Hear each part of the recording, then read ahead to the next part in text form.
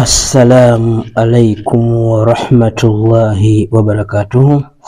Tubalamusiza nnyo baganda baffe, bakadde baffe, ab'ebitiibwa mwenna tubalamusizaako nnyo mu linnya lya Allah tabaraka wa taala. Tugenda okulaba ebifa ku ssuula Huudu, enzivuunula eya surati Huudu. Nga bwe twabanyonnyola nti tuvuunula buvuunuzi, oluvannyuma tujja kubeera nga tujja tunyonnyola mpola mpola aya ku aya nga Allah bw'ali batuwadde obusobozi bwonna bw'ali bakkiriza. Essula eno Huudu gye tugenda okulaba erina aya 123. Essula eno yakira Makka. Tutandika nga tugaa nti bisimillahi rrahmani rrahim, ku linnya lya Allah tabaraka wa taala, oyo omulezi w'ebitonde byonna, mu linnya lya Allah tabaraka wa taala, oyo asaasira abamutya n'abatamutya, bonna Allah abeera nga abasaasira ate nga abagabirira. Naye nga ku lunaku lw'enkomerero Allah tabaraka wa taala agenda kubeera nga asaasirako abo bokka abamutya, yenjawulo eriwo. So kituufu obeere nga bw'oli ku duniya kuno ng'ate okolerera akhira, kubanga Allah wagenda n'okusalawo okukutwalira ddala awo wakolerera. Aga nti alifu laamu ra. Ennyukuta ezo nga bwe tuzze tubanyonnyola teri amanyi kuvunula ennyukuta ezo era teri azitegeera.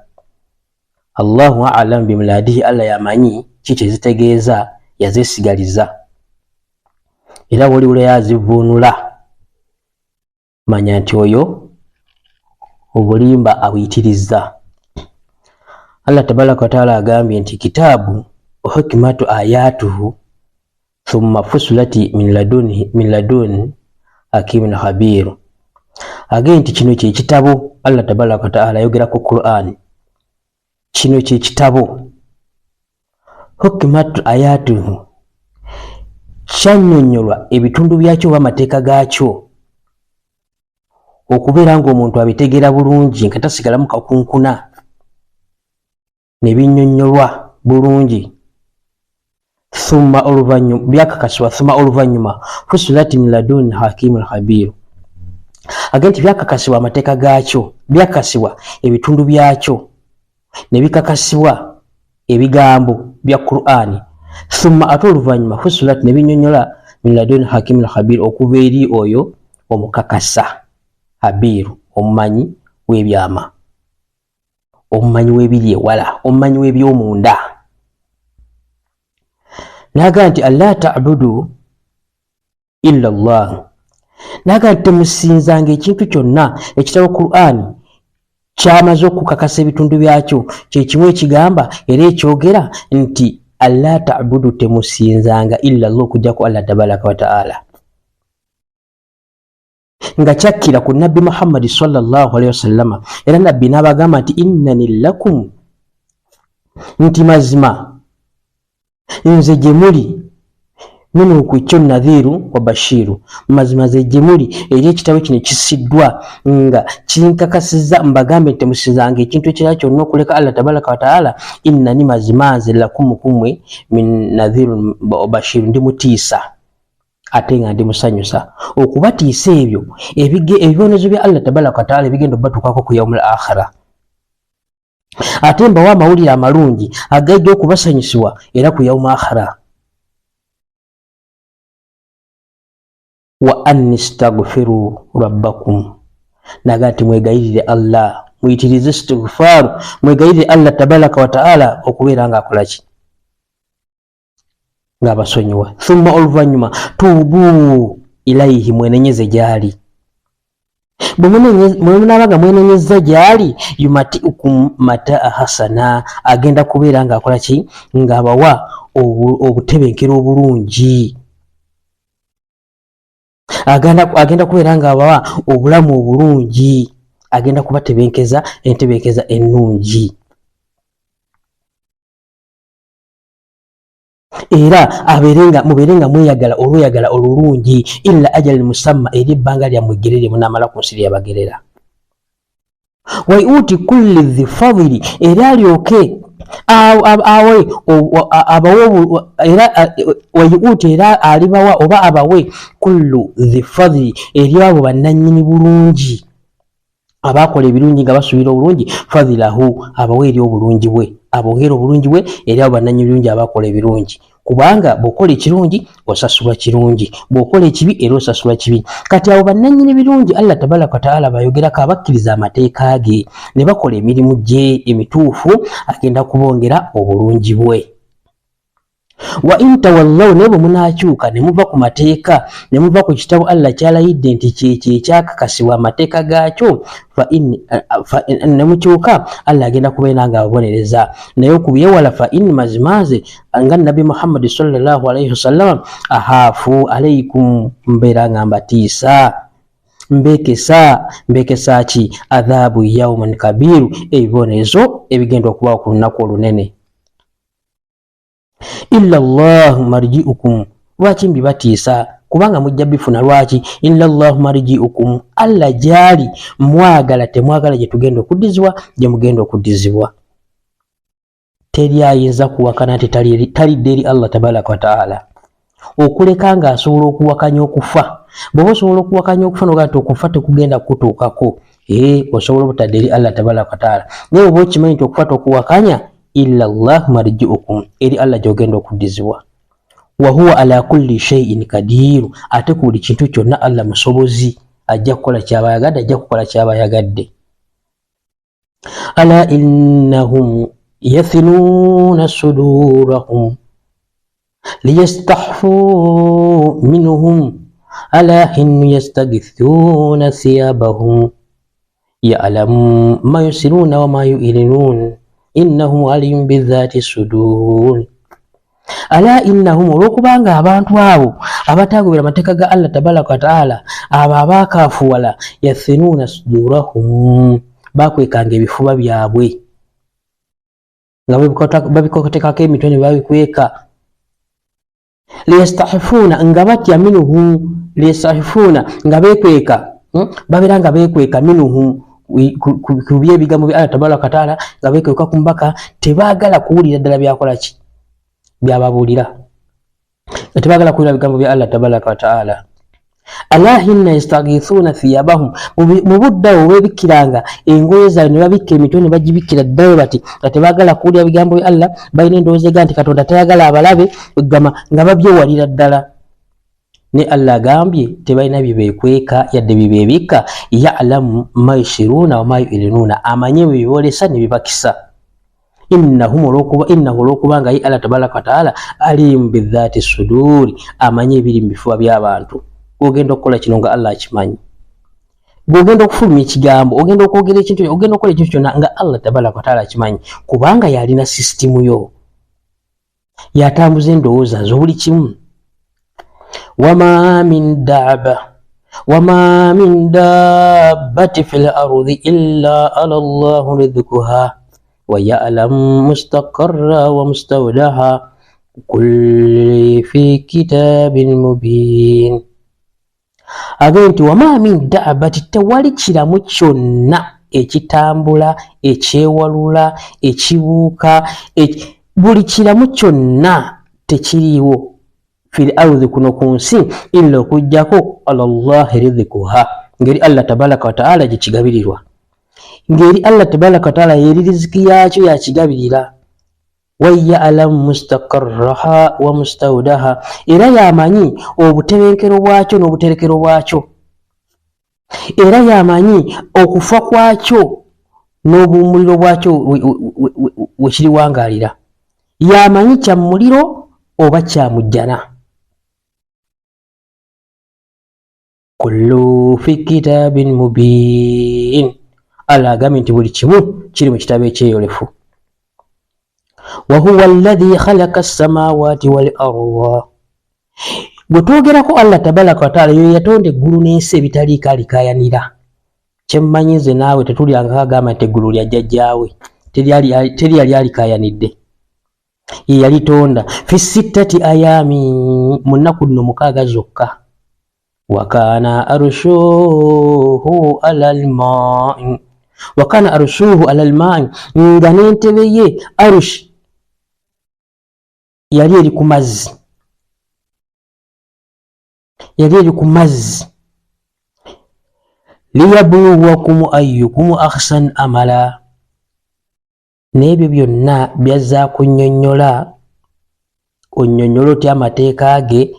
Allah tabaraka wa taala yakussa kuno ku nsi, n'atonda ensi 7, n'atonda eggulu 7, byonna n'abitonda. Liyabluwakum ayyukum ahsan amala, okussa kuno ku nsi ng'anoonya ani agenda okubeera nga akola emirimu emirungi akutunulya Allah tabaraka wa taala. Ani mummwe agenda okuba ng'akola emirimu emirungi? Amakulu nti tuli ku kasengejja, tuli ku kasengejja, tuli ku kakuŋŋuuta. Emirimu gye emirungi Allah tabaraka wa taala gy'ayagala era gy'akugeza, ali mu kukugezesa ng'oli kuno ku nsi, kubanga kye kyakutuma kubeera nga omugondera. Wala in qultu innakum mab'uthuna min ibadil mauti la yaqulanna alladhina kafaru in hadha illa as-sihrul mubin. Agenti wala inni qultu atqulta choka mubango bagambye innakum mab'uthuna, abawakanya mubango bagambye mazima mujja kuzuukira min badil maut, oluvanyuma lw'okufa kwammwe mujja kuzuukira.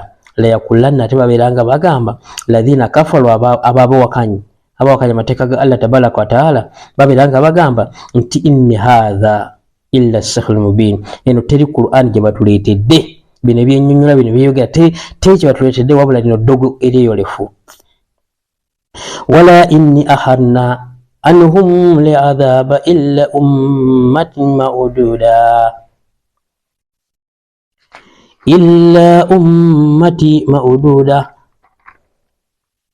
la yakuluna ma yahbisu al-yawma ala yawma ya'utihim laysa masrufa anhum wa haqqa bihim ma kanu bihi yasta'idhun.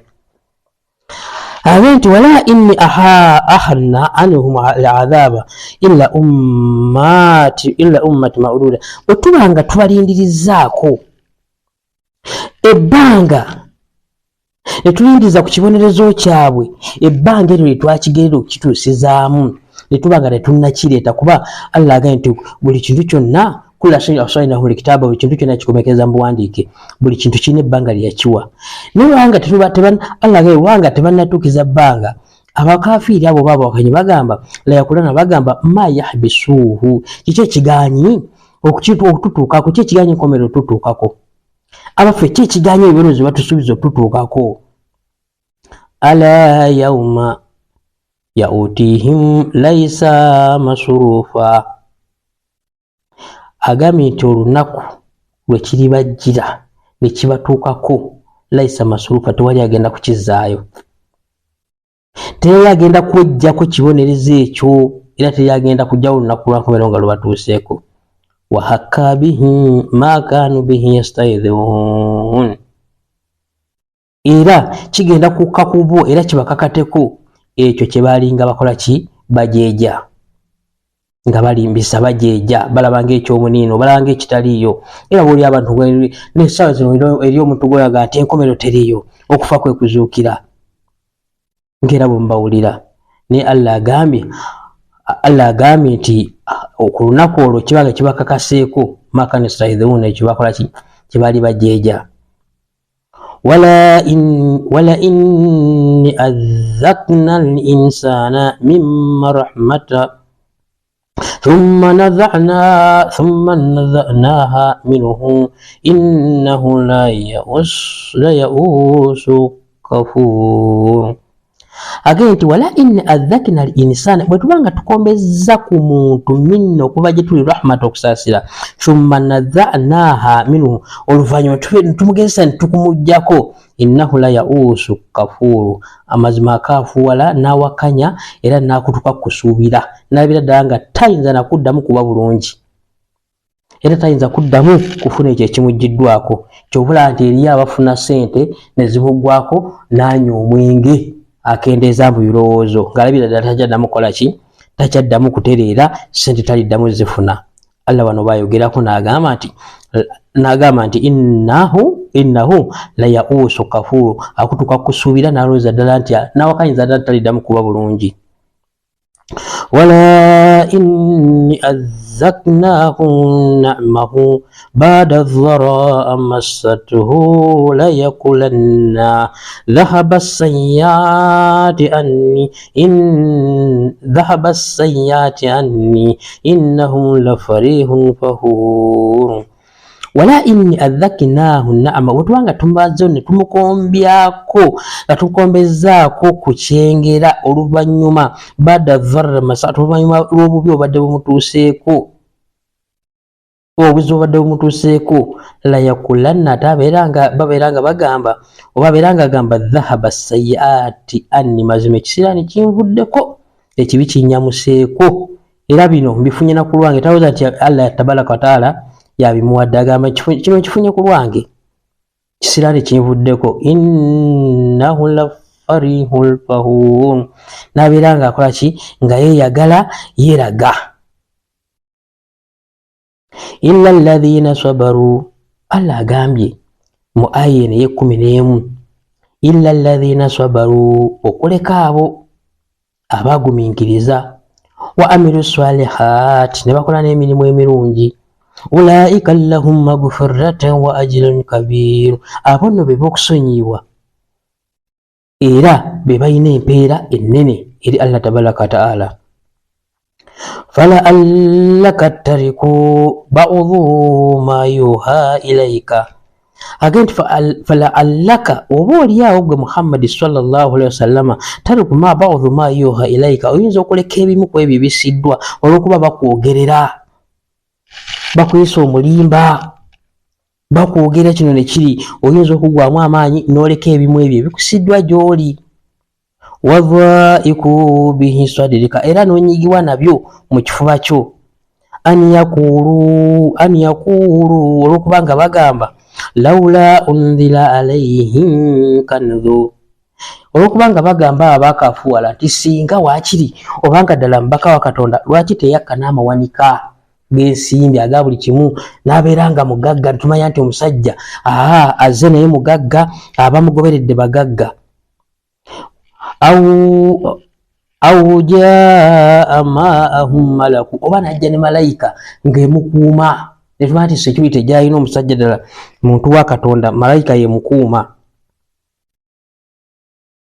innama anta nadhiru, mazima gwe Muhammad toggwamu maanyi, gw'oli mutiisa gye bakola kye baligenda mu maaso, tewabawo kyokisa kubagamba, buli kimu kibakola kibagambe. innama mazima anta nadhiru, gw'oli mutiisa.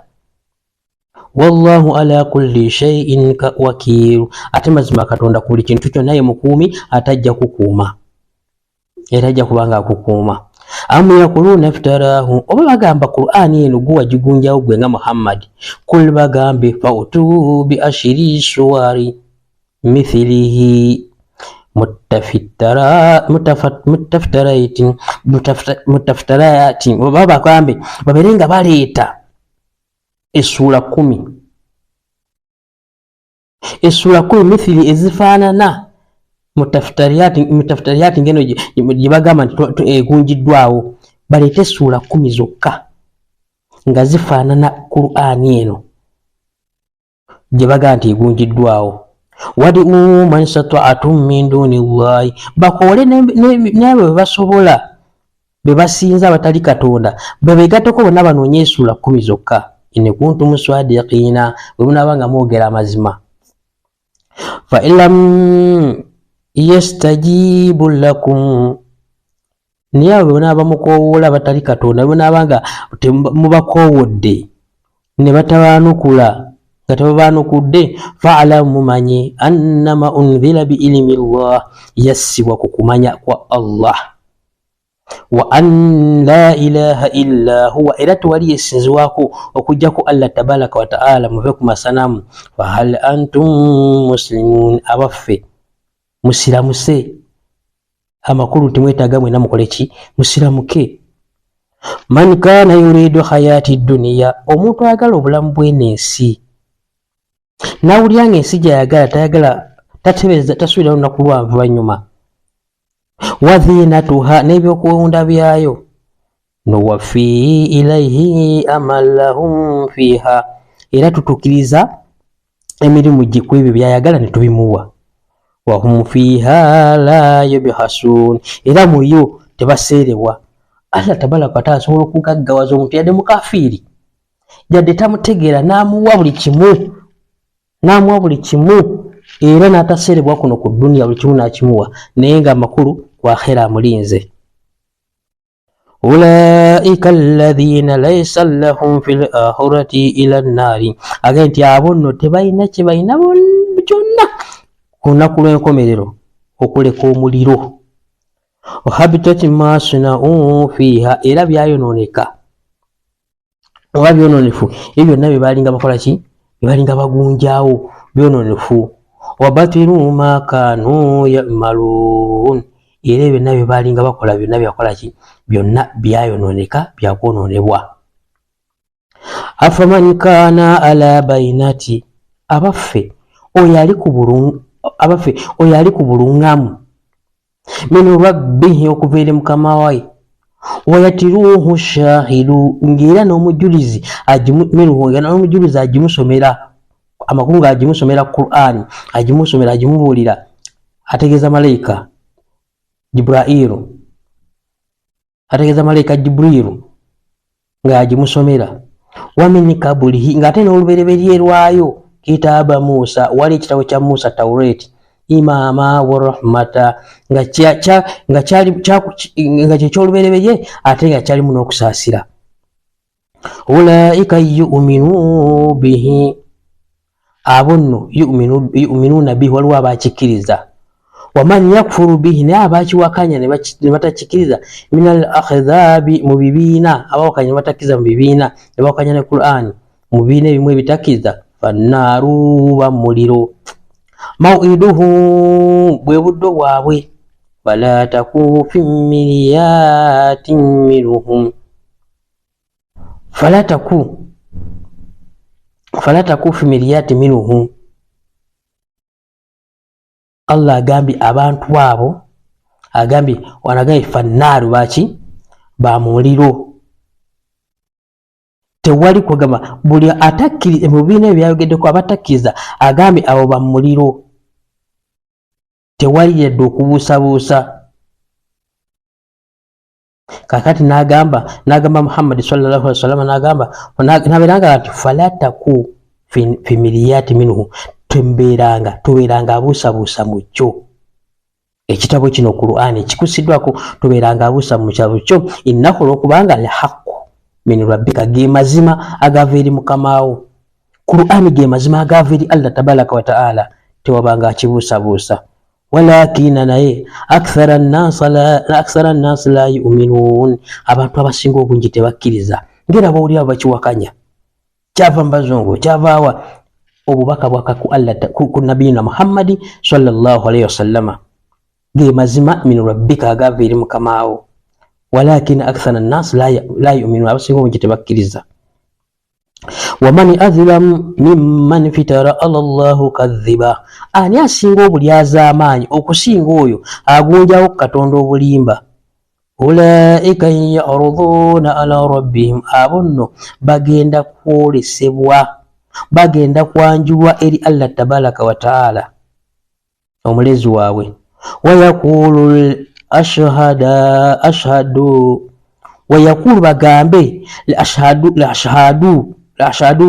baberenga bagamba abajulizi bamalayika baabwe, malayika baberenga bagamba haulai alladhina kadhabu ala rabbihim, bano be balimbisa mukama Katonda waabwe. ala la'annatullahi ala zalimi, mazima ekikolimo kya Allah kiri kwabo abalyaza amaanyi.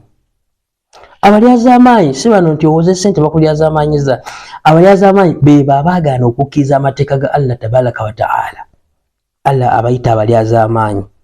alladhina yasuduna an sabilillah, abo abaziza abantu mu kkubo lya Allah tabaraka wa taala ne bagaana okubalaga amazima nga tebagamanyi.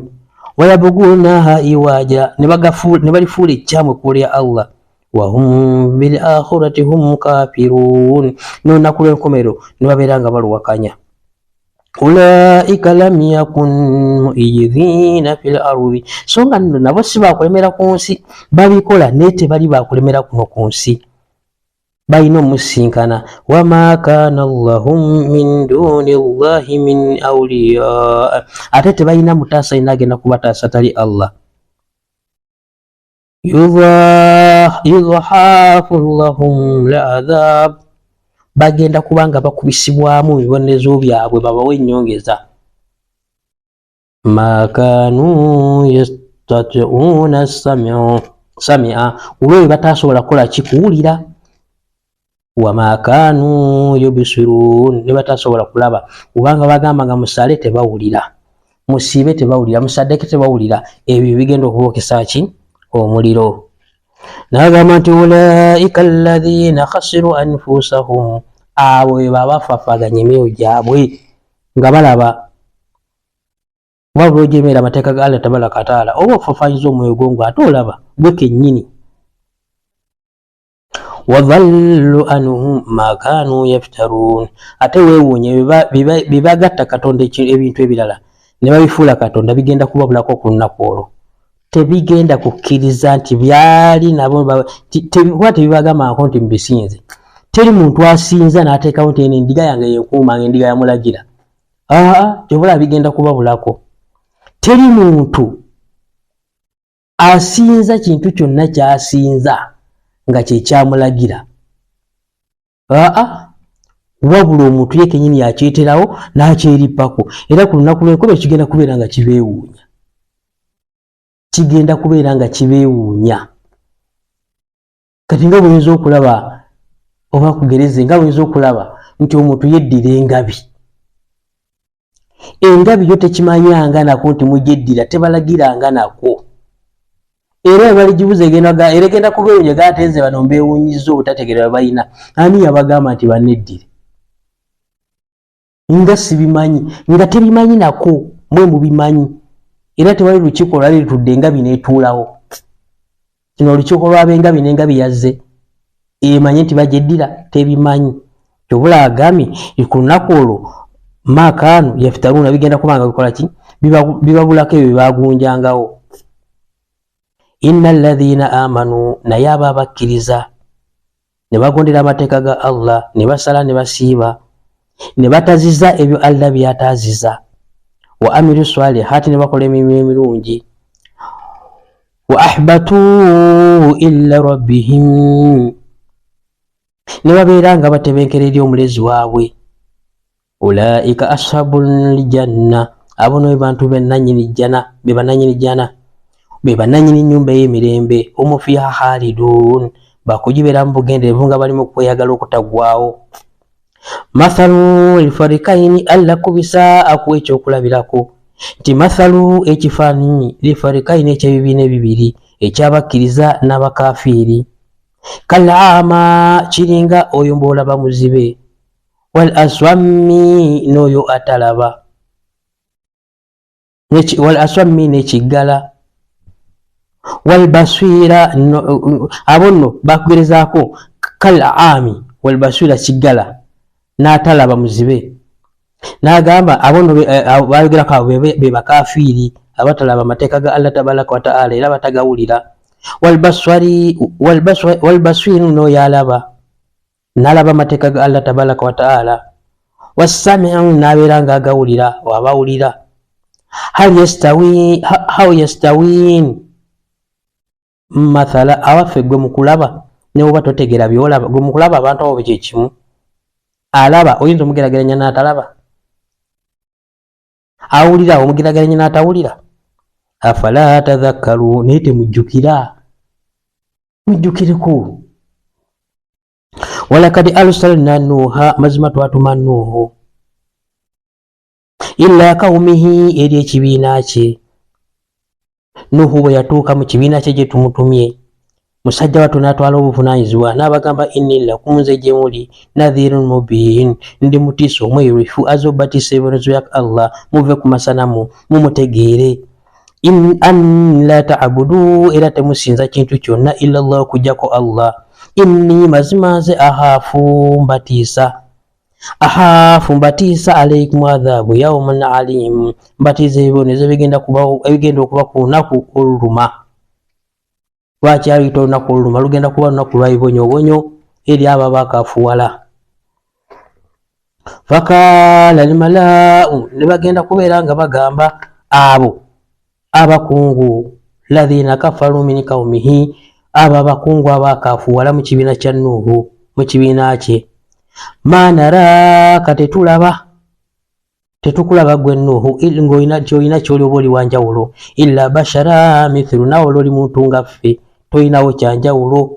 Waman naraaka, ate tetulaba tabaaqa, abo bakugoberera, tetulina kye tubalabamu illa alladhina hum arradhiluna, tubalaba nga abawansi ennyo ku ffe. Badiya ra'i, abatalina yadde ekitiibwa kyonna, abatalina mugaso, abavulunkupe, abatasaana na kuwulirwa.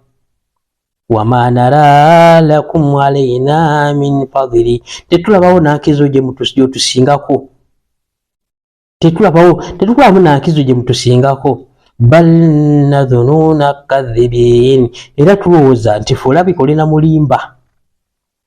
Kaala n'agamba Nuuhu, ya kawumi, abange ekibiina kyange, araaitum, byonna mubyogedde naye mulaba mutya, in kuntum ala bayinati, bwe mbanga ndi ku buluŋŋamu, min rabbi, okuva eri mukama wange, wa atanni rahmata, n'abanga ampadde okusaasira, nga ndeetedde okusaasira nindi okuva gy'ali. Fa ummiyatu alaykum, kyokka n'abanga ateetedde okusaasira okuva gy'ali ya Allah tabaraka wa taala. Fa ummiyati alaykum, ate nekibeekweka, nembeera nga temukitegedde, nemutategeera kyandeetedde okusaasira kuzze nga kuvudde gy'ali, naye ate okusaasira okwo nembeera nga temukoze eki, temukutegedde, nekubeekweka, era nemutakikkiriza, era nemuba nga temukirabye. Anulzimukumuha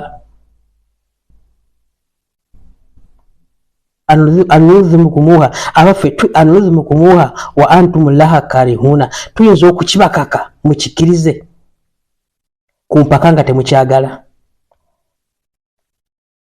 Tuyinza okubakaka ku mpaka mukikirize nga temukyagala. Kyovula nti Obusiraamu tukubuulira ne tetukulondoola. Bw'okkiriza kkiriza, agenda okusasula waali, ate teri agenda kwetikka kibi kya mulala, buli omu agenda kwetikka kibi kye. Teri alyetikka kirungi kya munne, buli omu agenda kwetikka kirungi kye. Wa ya kawumi, n'abagamba Nuuhu, abanga ab'ekibiina kyange, la yas'alukum alayhi maala, sibasabye maali kubatuusaako bubaka. Teri nabbi yasaba mpeera abawo bubaka. Inni ajriya illa ala Allah, empeera yange eri Allah tabaraka wa taala, temunsasula. Amakulu mwemuze kubatiisa kubagamba muti Allah, mutusinza Allah yekka. Wama ana bitaridi alladhina amanu, abo bwe muyita abawansi sijja kubagoba, abo abakkiriza sisobola kubagoba.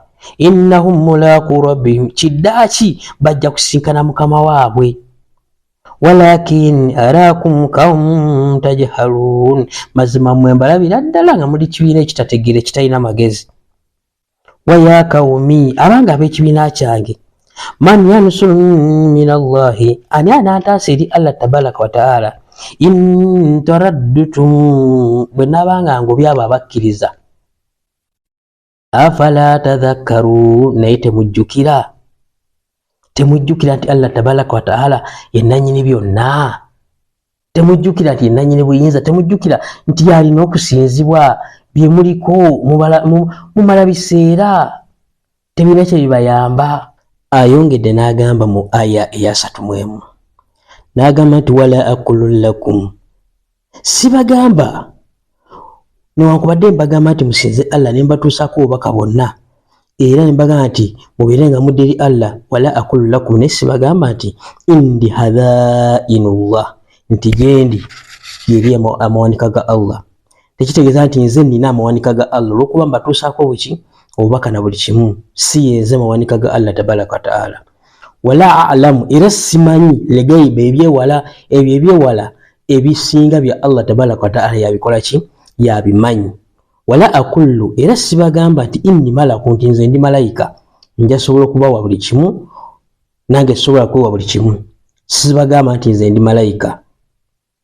Wala aqulu, ate era sibagamba nti wala aqulu lilladhina tadhidari ayunukum lan yu'tiyahumullah khaira, era sigamba nti abo bemuyisaamu amaaso, bemukakkanya amaaso gammwe gegakakkanya ne mubalaba nga bawansi nnyo tebalina bitiibwa byonna, sibagamba nti tebagenda kufuna kalungi eri Allah tabaraka wa ta'ala.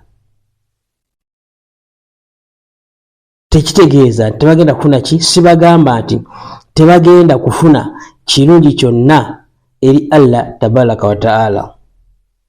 Allahu a'lamu, Allah yamanyi bima fi anfusihim, ebyo biri muki, mu mitima gyabwe.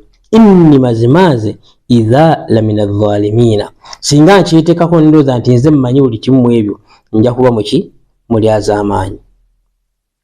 Naga nti kul ya Nuh kad jaddaltana fa aktharta jidalana, bagamba Nuhu nti wange Nuhu kad jaddaltana, mazima otukayanyiza, fa aktharta, n'okisussa, otukayanyiza ebbanga ddene n'okisussa nga otukayanya.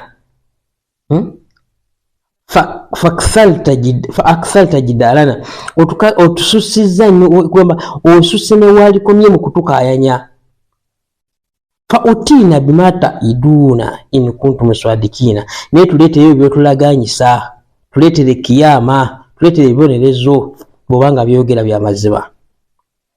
Kala Nuhu yabeera nga bagamba innama ya'tiyakum bihi llahi insha'a, Allah ajja kubaleetera ekyo kye musaba, ajja kubaleetera ekibonerezo bw'anaaba akoze eki, ayagadde. Wama anta bimu'jizina, era temulimu basobola kola ki, kumulemesa.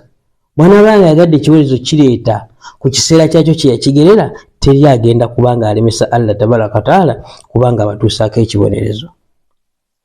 Wala yanfa'akum nusha, mazima okubulira kwange tekugenda kubagasa. Inni arraditu an answah, newankubadde nga njagadde, inni arraditu answah, newankubadde answah, newankubadde nga nkoze ki, nga njagadde okubabulira, okubulira kwange tekusobola kubagasa. Answah lakum, tekusobola kubagasa. In kana Allah yuridu an yugwiyakum, Allah bw'abanga yagadde okukola ki, okubabuza.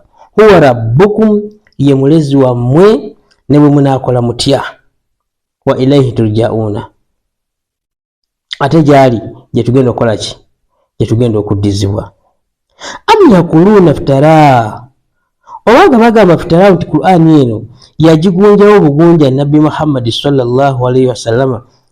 Kul, bagambe in iftaraitu, bwe banga nagigunjawo nga nze nagigunjawo nga Muhammadi, fa alayya ijrami, ekibi kiri kunze si kummwe, mukindekere. Bwe banga nze nagigunjawo, ekyo ekibi kyange kiri kunze tekiri kummwe, mukindekere.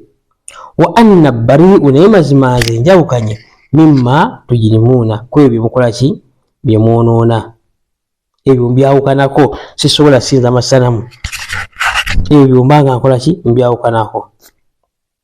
Wa uhiya ila Nuhi annahum lan yu'mina, wa uhiya, n'atumirwa Nuhu. Nuhu yabeera nga atumirwa obubaka, oba ne watumirwa eri Nuhu obubaka bugamba butya, nga bugamba nti innahu mazima bo bowuliridde ebbanga emyaka 95 lan yu'minna tebagenda kukola ki tebagenda kukkiriza tebagenda kubeera nga bakkiriza minna kawumika mwaba b'ekibiina kyo obabulidde ebbanga kuba Nuhu yabeera nga ababulira n'abeesibako okumala emyaka 95 ng'ababulira kuva ku masana mu babeere nga batya Allah tabaraka wa ta'ala naga tebajja kukkiriza mwaba b'ekibiina kyo illa okugjako man kad amanna okuleka abo abakola ki okuleka abo abakkiriza abakkatiwako okukkiriza olubereberye mu kusooka nga bebakola ki bebakkiriza naga nti fala tabtais bima kanu yafaluna tewenyamira Allah tabaraka wa ta'ala amugambye tewenyamira tonakuwala towulira bubi kulwe bakola ki byebakola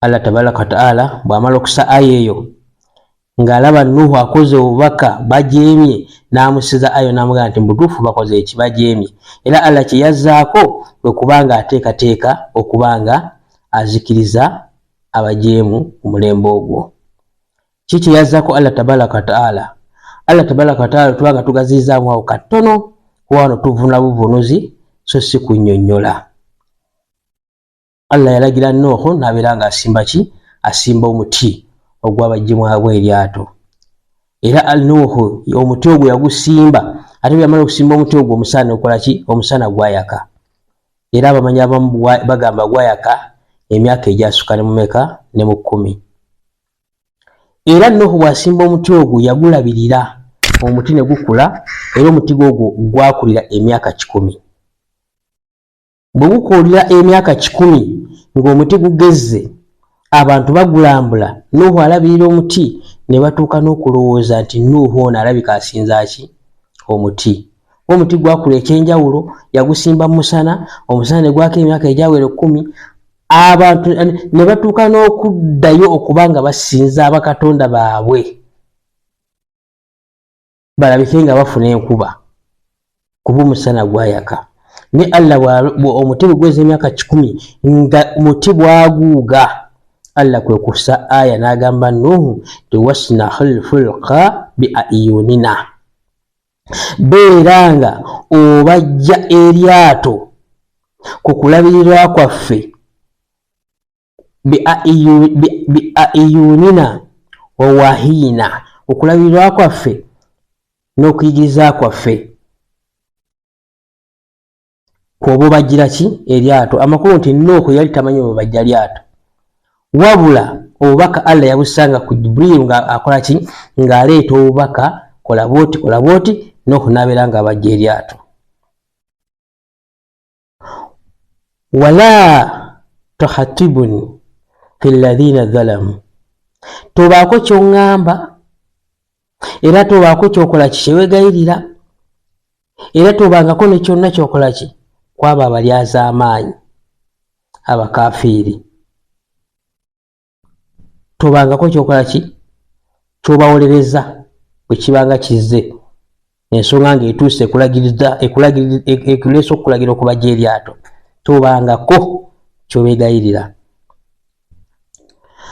alladhina dhalamu abalyaza amaanyi innahum olwokubanga mugrakuna bagenda kubanga bakola ki bazikirira bakuzikirira Nuhu bw'amala okufuna ekiragiro eri Allah tabaraka wa ta'ala Nuhu yabajja eryato ne bano abamukkiriza bwe yali nga abatuusaako ddaawa abamukkiriza baali 80 bokka era Nuhu be yakoola ne bajja ne batandika okulabika nga batema omuti ogwo okugutema okugwa wansi basobole okubajjamu eryato abantu 80 bagutemera omwezi mulamba ne basobola okubanga gugwa ne babajjamu eryato omuti ogwo kigambibwa nti gwali munene nnyo ate nga muki nga muwanvu nnyo olw'ensonga nti Allah tabaraka wa ta'ala mu kulagirira Nuhu okubajja eryato eryo Nuhu ekipimo ekyaweebwa Nuhu okubajja eryato eryo mu muti gumu nga tewali lubaawo lwonna gwe basembeza nti bongereko ku muti ogwo wabula nga muti gumu gwe gwemalirira gwokka. Omuti ogwo obuwanvu bw'eryato eryava mu muti ogwo obuwanvu bwali fuuti 1,200. Fuuti 1,200 bwe buwanvu waki bw'eryato. Ate obugazi gyali fuuti 600 bwe bugazi waki bw'eryato. Obugazi 600 obuwanvu 1,200. Ate mu kubajja eryato Nuhu yali bajja nga lya myaliriro 3 naye nga tuli ku muti gutya omuti gumu lyali lya myaliriro 3 ng'emyaliriro egyo gya fuuti 10 okudda waggulu. Kitegeeza nti lyali okudda waggulu okuva wansi we litudde okudda waggulu lyali lya fuuti 3. Ogwo gwe muti ogwavaamu eryato eryo. Lyeryato obugazi bw'eryato obwava mu muti ogwo awataali lubaawo lwanonebwa walala kubeera nga lukola ki nga libajjibwa. So tujja kuba nga tunnyonnyola oluvannyuma kuba kati wano tuvunula buki buvunuzi naye tujja kuba nga tuddamu tubeere nga tunnyonnyola nti eryato lyaseeya litya, eryato lyatandika litya okusituka, lyamala bbanga ki, byonna tujja kuba nga tukola ki nga tubibannyonnyola. Wayasnahu lfulqa wa kullama marra alayhi mala'u min qawmihi sakhiru minhum. Agambye nti Nuhu yatandika okubajja eryato, batandika okubajja eryato. Wayasnahu lfulqa batandika okubajja ki eryato. Naye wa kullama marra alayhi mala'u, buli we baalinga babajja Nuhu nga bali mu kubajja n'abantu be ne babayitako bano ab'ekibiina kya Nuhu abakungu balaba Nuhu abajja eryato min qawmihi abakungu ab'omu kibiina kye sakhiru minhum babeera nga bamukola ki nga bamusekera nga Nuhu alabika afunye ekikyamu kuki ku bwongo. Obajja oteera eryato awatali yadde ettundu ly'amazzi agenda kulyetikka alitwale oba bwamalanga ate asiimawo amazzi. Nebagamba Nuhu alabika omutwe gufunye ekikyamu. Kaala Nuhu n'abeera nga abagamba intasharu minna, mutusekerera olwaleero, mutujerega, mutujuvuna, fa inna nasharu minkum, naye naffe tugenda kukola ki kubajeeja, kubasekerera, tugenda kubakola ki kubanyooma nga bwe mutunyoomerera, naye anaga tugenda kubanyooma kama tasharuna nga bwe mutukoze ki nga bwe mutunyoomye, nga bwe mutujuvunye, naffe tugenda kibakola. Fasawfa ta'lamuna, era kiddaaki mugenda kumanya man yautihi adhabu, ani agenda okutikibwako ekibonerezo, ani agenda okukibwako ebibonyobonyo. yuhidhihi wa yahillu alayhi adhaba mukim, agenda okutukibwako ebibonerezo ebiswaza. Ani agenda okukibwako ebibonerezo ebiswaza oba ebinyoomesebwa. Wayuhillu alayhi, bibenga bikakuye adhabu mukimu, ebibonerezo ebikola ki ebyolubeerera. Ajja kumanyika hatta okutuusa idha jaa amruna, bwe kyajja ekigambo kyaffe oba ekiragiro kyaffe. Wafarra tanuru, olwo Nuhu amaze okubajja ki eryato liryawo, kuba yali bajja ne libeeraawo, n'atandika okusoomoozebwa, ne bajjanga eryato ne balyonoona namu, n'alongoosa. Awo wonna waavu tujja kuba nga tukola ki tubannyonnyola. Omulundi ogunaddako nga tujja tukola ki tuddamu okugaziya. Hatta okutuusa idha jaa amruna, lukyajja ekiragiro kyaffe. Wafarra tanuru, ne tusumulula tanuuru zonna ne zisumuluka amazzi. kyetuyita tanuuru nga bwe twalibadde ngaffe kati bwe tulina ebirombe gye tugiira amataffaali tugamba tulina tanuuru wali waliwo ekirombe n'eri waliyo ekirombe n'eri waliyo ekirombe.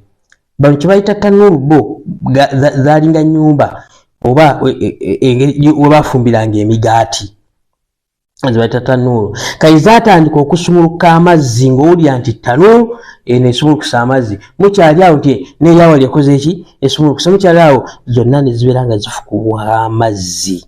Allah n'alagira amazzi waggulu ne gakka wansi ne gavaayo buli kimu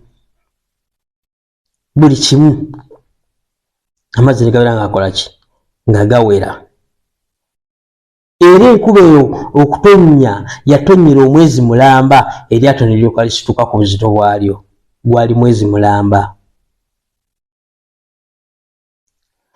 Kulna himilu fiha min kulli zawjaini thnaini. N'agambibwa Nuhu nti beera nga oteeka buli kimu ekisajja n'ekikazi bibiri bibiri obeere ng'obikola ki ng'obiteeka mu lyato eryo. Ebintu bimeka bibiri nga bya mitindo ebiri ekisajja n'ekikazi. Era Nuhu yabeera ng'akola ki abipanga ebinyonyi waggulu abantu wakati ensolo wansi ku myaliiro 3 n'abeera ng'ayingizaamu ki ebintu ebyo. Naga nti wa ahlak n'abantu b'omu maka go nabo beera ng'okola ki ng'obateekamu mu lyato eryo. N'agamba nti illa man sabaka alayhi alqawlu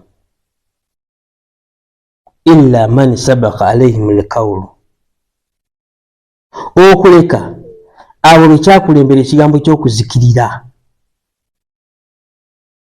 oba ekiragiro ky'okukola ki ky'okuzikirira be bagenda okusigala baleme kulinnya mu ki mu lyato. Wamani amanna linyisaamu n'oyo yenna yakola ki eyakukkiriza. Wama amanna ma'ahum naye tebakkiriza kulinnya mu lyato abasinga bonna abaali naye illa kaliira okuleka abatono be balinnya mu ki mu lyato olw'okuba baali bawakanyi. Abantu beyakola emyaka 9 naye n'abaga alinawo abakkiriza abantu 80 bamusukkako. Wakaala n'agamba Nuhu elkabu fiha n'agamba mulinye muki mu lyato mukkalire bisimillahi ku lw'erinnya lyani lya Allah tabaraka wa taala. Eryato tulinye ku lwa linnya lya Allah tabaraka wa taala. Majuriha wa mursaha eryato ligenda kutambula litambule ate era lijja kutuuka likkalire litereere nga amazzi gakoze eki gakalidde. Lijja tuuka lirina okutambula ate lijja tuuka era likole ki lipaakinge. Wahiya tajri bihim fi mawji kaljibal. Era nalyo eryato enkuba bwe yamala okuwera ng'etonyedde omwezi mulamba eryato ne lisituka lyatandika okuseeyeeya ne litandika okutambulira ku mazzi ne ku mayengo agaalinga kalijibaali agaalinga ensozi. Amayengo gaali mayitirivu nga g'amaanyi. Nuhu bw'amala okulaba amayengo nga g'amaanyi fannaada Nuhu ibnahu n'aweera ng'akola ki ng'akoowola omwana we. Wakana fi ma'dhiri eyali emabbaliko naye yaliko akabanga naye ng'ali mabbali yabeera ng'amukoowola. Naga nti ya bunayya owange gwe omwana wange arkabu ma'ana linnya naffe beera ng'olinnya mu lyato wamu naffe. Beera ng'olinnya eryato ng'oli wamu naki naffe. Wala takun ma al kafirina tubeera mu kibira ky'abo abakola ki, twegatta n'abo abakoze eki, abakaafuwadde, abawakanyi.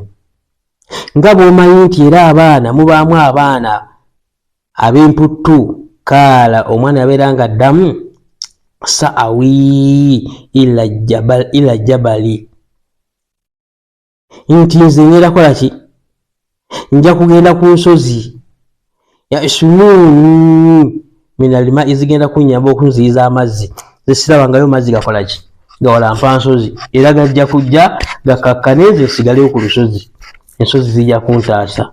Kaala Nuhu n'amugamba la asimu lyauma min amri llahi, tewali agenda kutaasa, tewali kiyinza kutaasa, tewali kiyinza kuyamba muntu olwaliro ku kyegero kya Allah tabaraka wa taala, illa man rahmu, kuleko oyo gwakolere ki, gwanaaba asaasidde. Wahalla bainahuma limawuju, bw'amala okwogera ekyo amayengo ag'amaanyi ne gasiikiriza wakati waabwe nga tekyali alengera munne, fakana minal mugrakina, n'abeeramu abo abakoze eki, abazikiridde. Wakiira, era kigambibwa oba ne wagambibwa, Allah n'agamba nti ya ardhu, oluvannyuma ng'eryato limaze okuseeyeeya lituuse Iraka, kuba eryato lyakukola ki, lyapaakinga Iraka ku lusozi oluyitibwa Judi. Bwe limala okutuuka, Allah n'amanya nti ekigero kye yagera eky'amazzi kyekyo.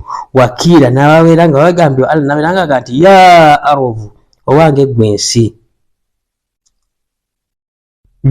ib'al ma'ak, mira ki, mira amazzi go. Wayasamaa'u, naawe eggulu, aqli'in, naawe beera nga okola ki, osiiba amazzi go, tegaddamu kukola ki, ziiza amazzi go tegaddamu kukola ki, tegaddamu kutonnya, enkuba netaddamu kukola ki, kutonnya. Wagidha almaa'u, era amazzi ne gakola ki, ne gabeera nga gakalira. Wakudhiya al amru, ne kiba nga kiwedde ki, ekiragiro kya Allah tabaraka wa taala, ne kiba nga kiwedde, kuba yagamba bugambi kibe ne kikola ki, ne kiba.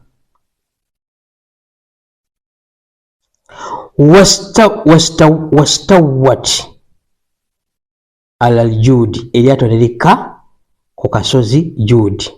Wakiira buida likaumi zalimina, era mazima kigambibwa nti newagambibwa nti mazima okwesamba okusaasira kwa Allah tabaraka wa taala kuli kwabo ki, abalyaza amaanyi, kuli kwabo likawumi ab'ekibina zalimina, ekyaba ki, ekyabalyaza amaanyi. Allah n'abeera nga bajjako ekisa n'okusaasirwa. Wannaada Nuhu n'akoola Allah tabaraka wa taala, n'agamba nti rabbu, mukama wange. Fakaala rabbi, n'agamba nti wannaada Nuhu n'akoola nti rabbi, mukama wange. Fakaala rabbi, wannaada Nuhu rabbahu, Nuhu n'akoola mukama we, n'amukoola atya, fakaala n'agamba nti rabbi, mukama wange, inna ibni min ahali, mazima omwana wange, mutabani wange abadde wa bantu bange. Wa inna wa'adaka la haqq, naye mazima endagaano yo nkakafu. Wa anta, mazima gwe, ahakkamul hakimiina, oli mulamuzi saabalamuzi alamula olamula okusinga abalamuzi bonna. Kaala Allah tabaraka wa taala n'akoola Nuhu n'amugamba nti ya Nuhu, owange gwe Nuhu, innahu laysa min ahlika, mazima omwana oyo tabadde wa mu bantu bo. Innahu amala ghayra salih, mazima mukozi oba abadde n'emirimu oba akola ebitali biki, bituufu birongoofu, tabadde wa mirimu mirongoofu, kubanga yajeemye. Wala tasalni ate tobuuza ma laysa laka bihi ilmi kyotalinaako kola ki kumanya. Inna aidhuka mazima nkwewaza oba nkwekiriza an takun min aljahilina obutabira mu bantu waki mwabo abatategeera. Kala Nuhu n'agamba rabbi mukama wange inni a'udhu bika neyuna gy'oli era neekingiriza an as'alak okuddamu okubuuza ma laysa li bihi ilmi bisinaako kumanya. Wa illa taghfir wa tarhamni bw'onoobanga tonsonyiira n'otonsaasira akun min alhashirina ngenda kubeeramu abo abakoze eki abafaafaganiddwa. Kiira ne wagambibwa Allah n'agamba nti ya Nuhu owange gwe Nuhu hibitu bisalaami ka muke okuva mu lyato bisalaami minna na mirembe egivaawa egiva gyendi wa barakati naki wa barakati alaika n'emikisa gibeere ku mmwe wa ala ummami mimani maaka awamu n'ekibiina ekyo kyokoze eki kyobadde nakyo mu lyato wa ummam n'ekibiina ekirala sanumatihum tugenda kubeera nga tubeeyagaza akabanga thumma oluvannyuma yamassuhum minna adhabu alim oluvannyuma tugenda kubassaako ebibonerezo twatusaako ebibonerezo ebiva gye tuli ate nga binene. Nuhu n'abeera ng'akola ki ng'ava mu lyato. Tujja kujja tubeere nga tubanyumira Nuhu mugazimu awo yatandika ki okuva mu lyato, yatuma kanyonyi ki biki byonna byonna. Naye kyenyinza okukwaka awo nti mpozi Nuhu kye yakola nga bakava mu lyato bwe bati kye basookerako kwe kujja jjajjaffe Adamu mu lyato ne babeera nga bamuziika. Kubanga eryato bwe lyali ligenda okusimbula nga ligenda Nuhu yategeezebwa, Allah yategeeza Nuhu abeere ng'aziikula Adamu amuse mu lyato n'amulagirira ekifo kye yalekamu abeere nga ateekamu Adamu. Kyasigalamu olwa Adamu n'abeera ng'ateekamu Adamu kubanga nabbi tazikirira na baki na bakafiiri. Kuba bwe yatonnya buli kimu ekyali mu ttaka lyefuukuula buli kimu ne kiba nga kikola ki nga kivaayo. Kati nga nabbi Adamu alayhi salaamu tasobola kuva ng'azikirira n'abo baki abakafiiri. Era Nuhu yalagirwa azikule nabbi Adamu amuteeke mu ki mu lyato era n'amuteekamu. Era olwamala okupaakinga olusozi ne bapaakiza eryato ku lusozi kye baasookerako kwe kujja jjajjaffe Adamu mu lyato n'abeera ng'aziikibwa ate e Iraaka. Kuba yali aziikiddwa Makka ne essaawa zaayo ne wetwogerera kati ali Iraaka gye yaziikibwa. So bwe kityo tujja kuba nga tugaziya mpola mpola. Tilka min anba'i lghaibi ebyo nno ebikunyonnyola gwe nga Muhammadi sallallahu alaihi wasallama mboozi yeewala bigambo byewala nohiha ilaika naye tubikola ki tubikunyumiza gy'oli kubanga wama kunta ta'allamuha wali tobimanyi anta gwe wala kaumuka yadde ekibiina kyo min kabuli olubereberye min kabuli hadha olubereberye lwakino wali tokimanyi tulina kikunyumiza buki bunyumiza nenga makulu agali ekyo kubanga Allah tabaraka wa taala anyumiza nabiyina Muhammad sallallahu alaihi wasallam ebyakwatanga ku babaka abo ebyakwatanga ku bujemera ababaka abo abimulaga nti naawe beera mu malirivu beera mu musaale kwekyo kuba bisobola okukola ki okujjawo. Inna al-akibata lilmuttaqina mazima enkomerero ennungi yamugaa nti fasubiru beera ng'okola ki yamugaa nti fasubiru beera ng'okola ki ng'ogumiikiriza. Inna al-akibata lilmuttaqina enkomerero ennungi yaabo abatya Allah tabaraka wa taala. Laga nti wa ila adi n'abantu ba Adi Allah tabaraka wa taala nabo akola ki nabo aboogerako lwaki nabo baajeema naye baajeema ahahum Huda n'abeera nga abatumira Huda. Kaala n'agamba nti ya kawumi abange ab'ekibiina kyange mmwe mujeema naye muve kujeema Ibdullah musenzani Ibdullah musenze Allah tabaraka wa taala. Ma lakum min ilayhi gairahu, temwinayo mulala yenna asaana kusinzibwa okuleka Allah tabaraka wa taala. In antum illa muftaruna, temuli mmwe abasinze ebituufu oba bagumiza ebituufu wabula ebyo bigunjibwawo bweki bugunjibwa mugunjawo bigunje. Naddamu naga nti ya kawumi abanga ab'ekibiina kyange buno obubaka bwe mbasomera ne mbanyonnyola la as'alukum alayhi ajira, mazima sibasaba mpeera yonna okubaga nti mudde eri Allah tabaraka wa taala temunsasula era sina mpeera gye nsaba. Inni ajiriya illa ala ladhina fatarani, empeera yange eri gye nsubira empeera yange okusasula ngisubira eri oyo eyantonda eyantuma. Afala ta'qiluna, naye temutegeera. Waya kawumi abanga ab'ekibiina kyange staghfiru rabbakum, mwegayirire ki Allah tabaraka wa taala omulezi wammwe. Thumma tubu ilayhi, era oluvannyuma mwenenye gyali yursila sama'in alaykum midirala, mazima Allah ajja bassiza enkuba efukumuka olufukumuka ng'ate yaki ya mugaso. Enkuba ngefukumuka ng'ate yaki ya mugaso midirala. Wayazidukum quwwati illa quwwatikum, era abongere amaanyi ku maanyi gammwe. Kitegeeza enkuba bw'etonnya ebibala bibala ne mulya ne mufuna amaanyi ne mukola ki n'abongera amaanyi ku maanyi gammwe. Wala tatawallaw, naye temukyukanga mujirimuuna ne mbeera abaki aboonoonyi. Kaalu ne bagamba ya Huuda, owange gwe Huudu, maji itanna bibayinaati wama nahanu bitariki alihatina.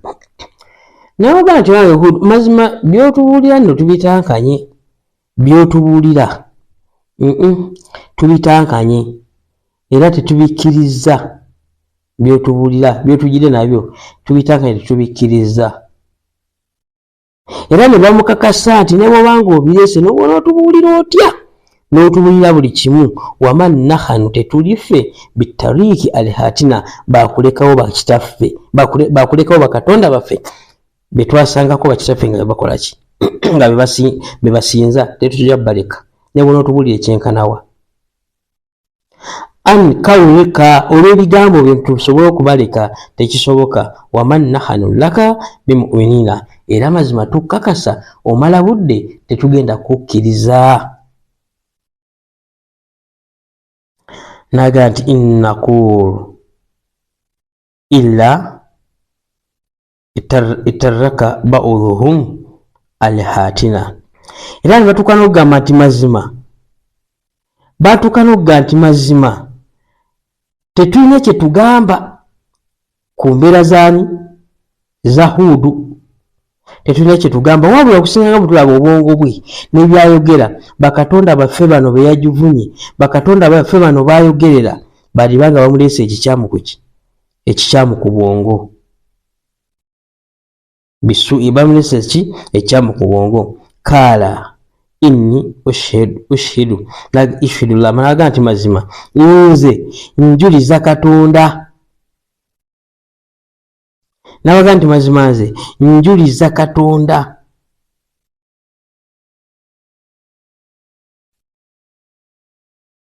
Ushidu Allah, njuliza Katonda. Washhadu, nammwe ate mukole ki mujulire. Anni bari'u, nammwe mukole ki, yabaga nti nze njulira Katonda ate era nabaga nti nammwe mukole ki mubeere nga mujulira. Era nabaga mubeere nga mujulira Katonda yakola ki yasinzibwa. Nabaga nti anni bari'u, mazima nze njawukanye mimma tushirikuuna, ku ebyo bye mugatta kuki ku Allah tabaraka wa taala, mbyawukanyeeko era tetusobola kukwatagana. min dunihi ebyo bitali ye. N'agamba nti okumala tebirina maanyi era mbyawukanyeko wakiduuni jamii amusalire enkwe mwenna n'enkwe zammwe zonna muzisale mwenna musalire enkwe thumma oluvannyuma la tunziruna temunindiriza. In tawakkaltu ala Allahi rabbi wa rabbukum wa min daabati illa huwa ahidhu biha ahidhu binasiyatiha. N'abeera ng'agamba nti in tawakkaltu mazima nze neesiga eri Allah tabaraka wa ta'ala wange, bwe sibeesiga ab'amasanamu neesinga Allah tabaraka wa ta'ala.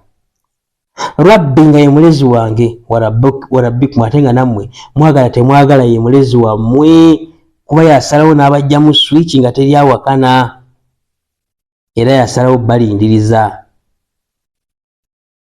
N'agamba nti ma min daabati tewali kiramu kyonna mu bitambula mu nsi, si kiwuka si binyonyi si bisolo si muntu, illa okujjako huwa ahidhu binasiyatiha, ng'okoleka nga ye Allah tabaraka wa ta'ala yakwata ku kawompo kaabyo n'amanya obulamu bwabyo era n'abiriisa n'abinywesa buli kimu. Inna rabbi mazima Allah omulezi wange ala siratil mustaqima yali ku kkubo ki eggolokofu. Fa in aga nti fa in tawallaw fakad ablagtukum ma ursiltu bihi. Bwe mulaba nga mukyuse ne muwakanya ne mulemerako ku bino bye mbakola ki bye mbabuulirira, fakad mazima ablagtukum ma ursiltu bihi mbatuusaako ebyo byakola ki ebyantumibwa oba ebintumibwa oba ebyantumibwa nze bye mbatuusaako. Wastahlifu alaykum gye muli, wastahlifuun rabbi kawma gayrukum, era munabanga mujeni Allah asobola okuwanyisa n'abakyusa n'aleetamu ekibirala ekibiina, era ajja kuleeta ekirala kyeki ekibiina.